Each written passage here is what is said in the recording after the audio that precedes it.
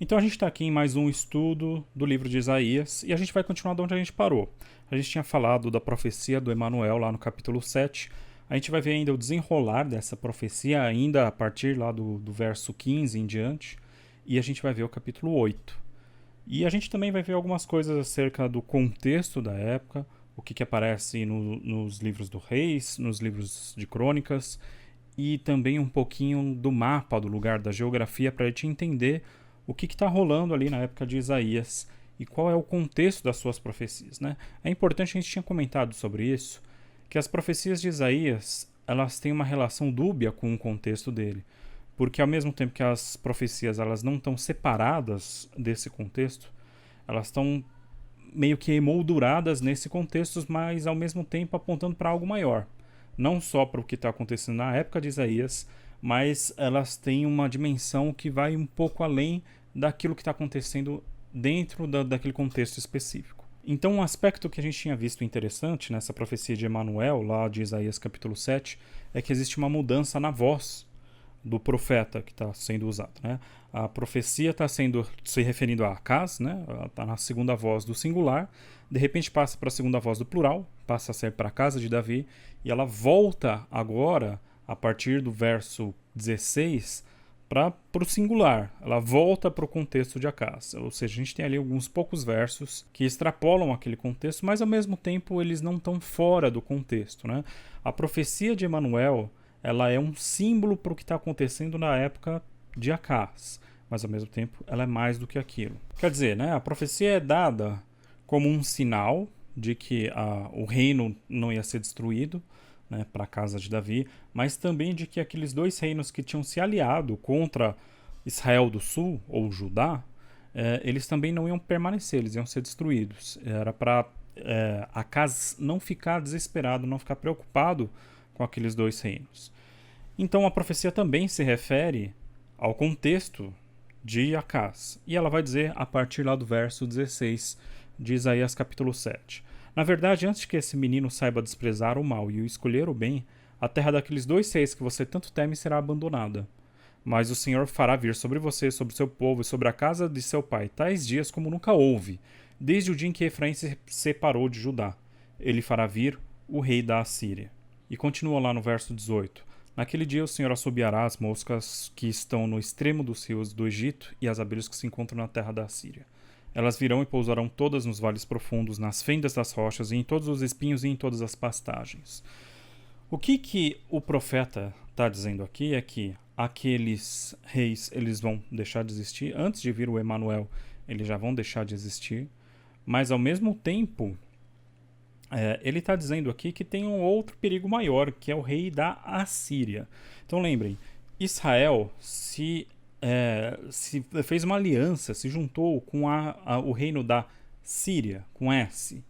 E agora o profeta está dizendo, o problema não são eles. Tem algo pior para acontecer, que é o reino da Assíria, que é um grande império que começa a vir ali do norte, né, do nordeste, ali daquela região, uma ameaça que começa a crescer para a região de Israel.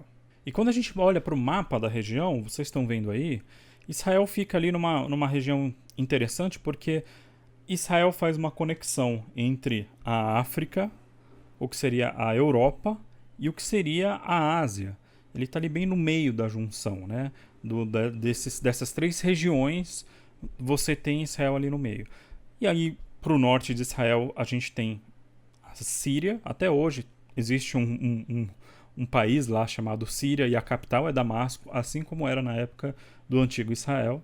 Só que mais ao norte ainda você tem ali um reino da Assíria, um império que começa a crescer, né? E a capital é Nínive, que fica ali bem nesse pontinho que você está vendo, e ele começa a se expandir para o sul, né? Ou seja, se expandir justamente para a região da Síria e de Israel do norte. Então, olha só a atitude que Acaz vai tomar diante dessa situação, né? O que o profeta está dizendo? Cuidado, Acaz. O perigo real não são os reis de Israel e Síria. Na verdade, a ameaça maior é a Assíria. E o que acontece lá, a gente vai ver no segundo livro dos reis, no capítulo 16, a partir do verso 7, Acaz vai fazer o seguinte. Acas enviou mensageiros a Tiglat-Pileser, rei da Assíria, dizendo: Eu sou seu servo e seu filho. Venha me livrar do poder do rei da Síria e do poder do rei de Israel, que se levantam contra mim. E não é só um pedido de ajuda que Acas faz, ele vai mais do que isso. Né? Primeiro você vê, ele já vai dizendo: Eu sou o seu servo e o seu filho. Ele já se coloca numa posição de rei vassalo da Assíria. Pode vir e pode me ajuda que eu sirvo a você. Né? E aí olha lá a partir do verso 8. Acas pegou a prata e o ouro que havia na casa do Senhor e nos tesouros do palácio real e mandou de presente ao rei da Assíria. O rei da Assíria lhe deu ouvidos, subiu contra Damasco, tomou-a, levou o povo para Quir e matou Rezim. Quer dizer, o rei tomou dos utensílios sagrados que estavam dentro do templo e deu de presente. Ele se alia justamente àquele a quem o profeta tinha dito que era um perigo. E não para por aí, né? Quando o rei destrói a Síria, né, e mata Rezim, né, o rei da Síria, diz lá a partir do verso 10: Então o rei Acas foi a Damasco para se encontrar com Tiglat-Pileser, rei da Assíria. Ao ver ali um altar, enviou ao sacerdote Urias o modelo do altar e a planta segundo a qual tinha sido feito. Urias, o sacerdote, edificou um altar segundo tudo que o rei Acas havia ordenado de Damasco. O sacerdote Urias fez isso antes que o rei Acas viesse de Damasco. Quando o rei voltou de Damasco, viu o altar, aproximou-se dele e nele sacrificou. Quer dizer, além de tudo, o rei ainda passa... ele vê um altar em Damasco, um altar que pertencia a Tiglat-Pileser, rei da Assíria, e ele manda construir um altar igualzinho em Jerusalém, e quando ele volta, ele mesmo sacrifica naquele altar. A ideia aqui é que o próprio rei está substituindo a religião israelita dele pela religião assíria. Ele está deixando de dar ouvidos ao rei de Israel e está passando a adorar agora aos deuses da Assíria. E o mesmo relato que se encontra ali no livro de Crônicas, né, ele está descrevendo a mesma situação, mas de um outro ponto de vista, ali no capítulo 28, né, a partir do verso 20, ele vai mostrar uma situação ainda mais dramática do ponto em que Acas chegou nessa aliança política que ele faz com o rei da Assíria, Tiglat-Pileser. O rei Tiglat-Pileser da Assíria atendeu o pedido de Acas, porém, em vez de ajudá-lo, deixou-o num aperto ainda maior. Porque Acas pegou os objetos da casa do Senhor, do palácio real e das casas dos príncipes e os deu ao rei da Assíria, como tinha mostrado lá no livro de Reis. Né? Porém, isso não lhe serviu de nada. No tempo da sua angústia, foi ainda mais infiel ao Senhor. Ele mesmo, o rei Acas, ofereceu sacrifícios aos deuses de Damasco, que o derrotaram, pois pensava: visto que os deuses do rei da Síria os ajudam, eu lhes oferecerei sacrifícios para que ajudem a mim também. Porém, eles foram a sua ruína e a de todo Israel. Acas ajuntou os utensílios da casa do Senhor, os quebrou em pedaços e fechou os portões da casa do Senhor e fez para si altares em todos os cantos de Jerusalém. Quer dizer, a derrota militar que já tinha sido prevista pelo profeta Isaías, que deveria servir de alerta para Acas, quando ela acontece, ao invés de Acas perceber, ele se afunda ainda mais. E quando o rei se afunda, ele leva o povo junto. Né? Todo o reino de Judá, Israel do Sul, passa então a ter uma onda de paganismo. Né? Os deuses de Damasco começam a ser adorados na região de Israel, tudo isso liderado pelo rei Acas.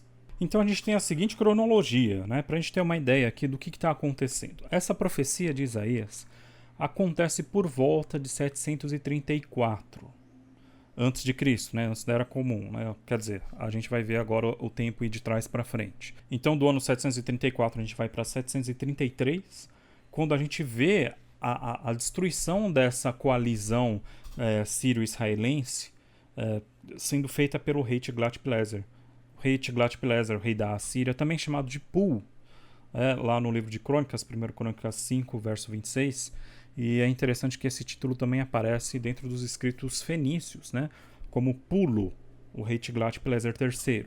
Esse rei que desfaz essa coalizão lá no ano 733, e um ano mais para frente, no ano 732, a gente tem aqui a conquista de Damasco, conforme a gente acabou de ler aqui em 2 Crônicas 28, a destruição do rei Rezim, e então o cumprimento total da profecia que está sendo dada no capítulo 7.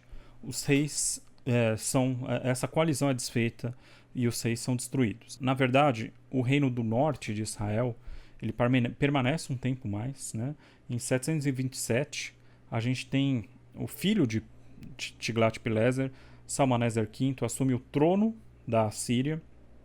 E o rei de Israel, na época, que é Oséias, o rei de Israel do norte, ele se rebela contra a Síria, e isso é uma pá de cal para o reino do norte. E alguns anos depois, então em 722, a Assíria toma de vez a capital de Israel do norte, da Samaria.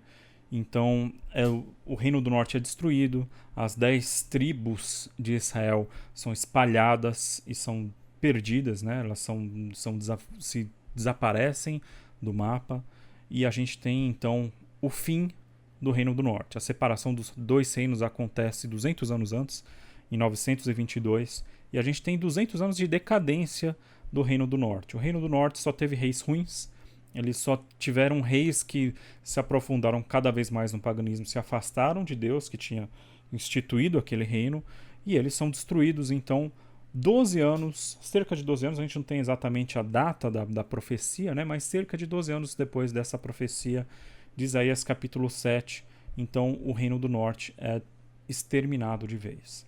E a gente volta agora para Isaías, para o livro de Isaías, no capítulo 8. E aí uma coisa interessante que a gente vai ver agora no começo do capítulo 8.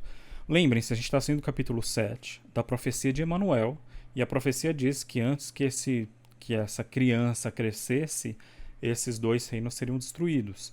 E a gente tem agora um eco da profecia de Emanuel acontecendo no começo do capítulo 8. Prestem bem atenção, diz assim: O Senhor me disse, pegue uma tableta grande e escreva nela de maneira inteligível, Maer Shalal Hasbaz. Essa expressão significa, assim, traduzindo literalmente, a tradução mais conhecida é despojo rápido, presa segura. E tem um significado essa expressão, porque olha o que vai acontecer a partir do verso 2. Como testemunhas fidedignas, chamem o sacerdote Urias e Zacarias, filho de Geberequias. E o verso 3, então tive relações com a profetisa, e ela ficou grávida e deu à luz a um filho. E o Senhor me disse, ponha nele o nome de Maer Shalal Hasbaz, porque antes que o menino saiba dizer papai ou mamãe, as riquezas de Damasco e os despojos de Samaria serão levados ao rei da Assíria. Então a gente tem aqui um eco da profecia de Emanuel. A maneira como é descrito aqui o nascimento de Maer Shalal Hasbaz, o filho de Isaías, é parecido com a maneira como é descrito ali a vinda de Emanuel no capítulo 7. Mas é interessante a gente perceber, né? Existem várias interpretações para quem seria Emanuel. Alguns dizem que seria Ezequias, mas o importante é a gente perceber o seguinte, né? Quando a gente vai lá para 2 Reis, capítulo 16, o verso 2, diz que Acaz tinha 20 anos quando ele subiu ao reino, e ele reinou por 16 anos. Quando a gente vai para 2 Reis, capítulo 18, verso 1, a gente fala que Ezequias tinha 25 anos quando ele assumiu o trono. Quer dizer, quando Acaz se torna rei, Ezequias já tinha 9 anos. Ezequias já não era uma criança tão pequena assim, ou seja, a ideia de uma criança que nasceria no futuro, e antes que ela crescesse, os reinos já seriam desfeitos, ela não se aplica de nenhuma forma para Ezequias, até porque a esposa de Acaz também não era, como a gente já comentou, né?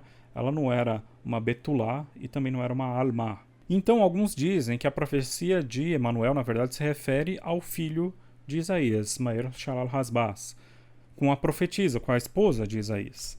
O que é interessante, né, como a gente já comentou no outro vídeo, a profecia também não se aplica totalmente, apesar de haver um eco dessa profecia no começo do capítulo 8. Ela não se aplica totalmente porque a esposa de Isaías também não se aplica nem ao título de Betulá nem de Almá, porque ele já tinha um filho anteriormente, né? Eles já tinham tido um outro filho antes. Eles já eram casados e já tinham filhos. Então, a ideia aqui é que o filho que nasce agora, ele é um símbolo do Emanuel. Porque ele vai trazer uma esperança, ele vai trazer um livramento. Mas ele não vai trazer o livramento total. Ele não é um cumprimento para toda a casa de Davi, mas ele é um cumprimento para aquele contexto específico. Então, antes que o menino saiba dizer papai ou mamãe, como está lá no verso 4 do capítulo 8, esses dois reis vão estar desaparecidos. Né? As riquezas de Damasco e os despojos de Samaria serão levados ao rei da Assíria. E a gente tem aqui um elemento muito interessante na literatura profética em geral, né? E a gente vê aqui no caso de Isaías. Os profetas, eles não eram meramente mensageiros. Eles não recebiam uma mensagem e simplesmente proferiam aquela mensagem. O papel dos profetas é eles viverem de alguma forma aquela mensagem ser simbólica na vida deles para ser transmitida para o povo. Então, o nome dos filhos de Isaías, né? Primeiro o Shear Yashuv, né? Um remanescente voltará, e agora Maer Shalal Hasbaz, despojo rápido, presa segura, eles são símbolos, eles são uma profecia para o que está acontecendo. A profecia, ela não meramente é falada por Isaías, mas ela é representada na vida de Isaías. E a gente vê isso acontecer em diversos outros casos. Por exemplo, Jeremias, quando ele vai falar do exílio que está chegando, ele coloca aquela barra de madeira nas costas e prende as mãos e vai andando no meio da cidade, declarando que o exílio está vindo. A gente tem um caso clássico, né, que é Oséias, que ele se casa com uma prostituta e a prostituta deixa ele e ele é chamado de novo para casar de novo com aquela mulher, para comprar ela de volta. E Deus fala que aquilo é um símbolo do que está acontecendo com Israel, né? Deus está correndo atrás de Israel e Israel está sendo infiel com ele. Então, o profeta, ele não simplesmente diz, ele vive a profecia, ele é a profecia, ele é a mensagem. Não existe um profeta que não tenha algum tipo de relação pessoal com a mensagem que é levada para ele. Ele não é simplesmente um megafone, ele não é simplesmente um arauto, ele é ele mesmo a profecia. E a gente vai ter agora aqui um segundo oráculo de Isaías dentro do capítulo 8, falando agora sobre a destruição que vai vir da Assíria, e o nome Emanuel aparece pela segunda vez e não vai mais aparecer em nenhum lugar na Bíblia, né? É um nome interessante, né? Porque é um título, na verdade, né? Ele aparece como uma expressão separada, né? Immanuel, Deus conosco, conosco está Deus. E vai ser dito agora a partir do verso 5 do capítulo 8 de Isaías. O Senhor falou comigo de novo, dizendo: visto que este povo desprezou as águas de Siloé, que correm brandamente, e está se derretendo de medo diante de Rezim e do filho de Remalias, ou seja, ele está se referindo aqui aos reis de Israel e o rei da Síria, eis que o Senhor fará vir sobre eles as águas do Eufrates, fortes e impetuosas, isto é, o rei da Assíria com toda a sua glória. Essas águas encherão o leito dos rios e transbordarão para todas as suas ribanceiras. Penetrarão em Judá, inundando-o, e passando por ele, chegarão até o pescoço. As suas asas estendidas cobrirão a largura de toda a sua terra, ó Emanuel. De repente a voz de novo muda e passa a ser a voz da segunda pessoa no singular. Agora esse singular não mais Acaz, mas agora para Emanuel. A profecia que estava sendo proferida agora tem uma pessoa para quem ela está sendo proferida, para Emanuel. E toda essa terra de Israel é chamada a terra de Emanuel, toda a sua terra, ó Emanuel, né? E agora a gente vê Emanuel aparecendo de novo como aquele de quem são essas terras, né? Essas terras de todo o reino de Israel, desde o rio Eufrates, desde lá de cima até o final, um reino que já estava dividido nessa época de Isaías. Então o reino unificado pertence a Emanuel, que vai resolver de uma vez por todas as questões de guerra que virão no futuro. Então, para a gente encerrar, a gente tem aqui, a partir do verso 12, no verso 12 a 14, dizendo: não chamem conspiração a tudo o que esse povo chama de conspiração. Não temam aquilo que o povo teme, nem fiquem apavorados. Ao Senhor dos Exércitos, a Ele vocês devem santificar. É a Ele que vocês devem temer. É dele que devem ter pavor. Ele será um santuário para vocês. Mas será pedra de tropeço e rocha de ofensa às duas casas de Israel. Será laço e armadilha aos moradores de Jerusalém. Ou seja, a gente está vendo aqui, predita mais uma vez, a destruição não só de Israel do Norte, que ainda não tinha acontecido nessa época, como a gente viu vai acontecer alguns anos depois, mas também da própria Israel do Sul, de Jerusalém, de Judá. Mais uma vez a gente está vendo aqui o exílio sendo previsto. Como a gente já comentou aqui, esse exílio que já é previsto desde lá de Deuteronômio capítulo 30, Levítico capítulo 26 e 27, a gente tem essa ideia pairando sobre o povo de Israel, a ideia de que se eles permanecerem infiéis a Deus, muitas consequências virão, e a consequência final de tudo isso é o exílio, onde eles serão levados para uma outra terra e vão ficar muito tempo ali, né? E já é predito, inclusive, desde lá da Torá, que eles iam retornar depois. E esse retorno é o nome do filho de Isaías, o primeiro filho, Shear Yashuv. Um remanescente, um resto, voltará. Mas a gente tem aqui, na verdade, o exílio não acontece por causa da Assíria, mas da Babilônia. Mas a Assíria tem um papel importante. Primeiro, de destruir o reino do norte e de enfraquecer o reino do sul.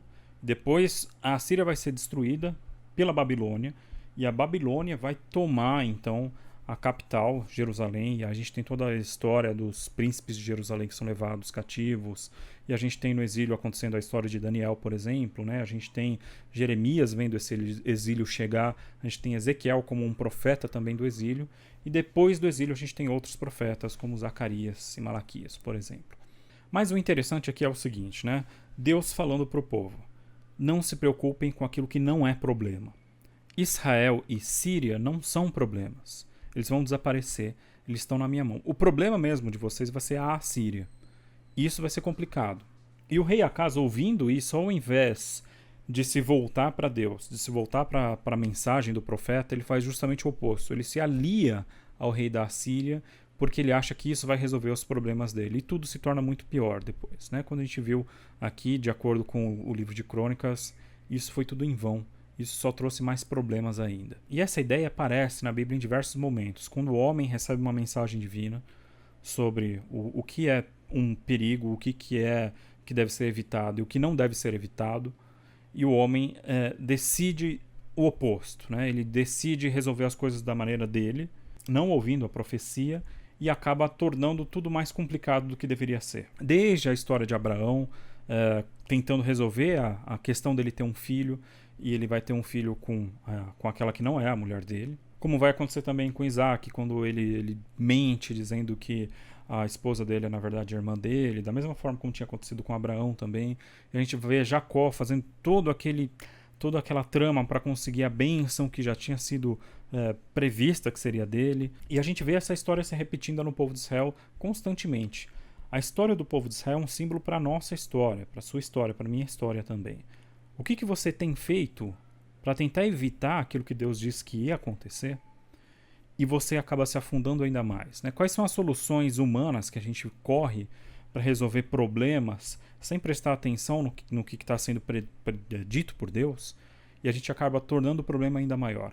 A falta de confiança de Acaz, um rei que só trouxe destruição, só trouxe problemas para o reino de Judá. Essa falta de confiança de Acaz faz com que ele tome as decisões erradas. Felizmente ele vai ter um filho que vai ser mais sábio. E a gente vai ter uma oscilação aí no reino do sul, no reino de Judá, entre reis mais sábios e reis ruins, que vão se aproximando e se distanciando de Deus. Mas o importante a gente ver aqui, a palavra de Deus inevitavelmente vai acontecer. A grande questão aqui é a seguinte: qual vai ser o seu papel dentro de todos esses acontecimentos que estão sendo preditos por Deus?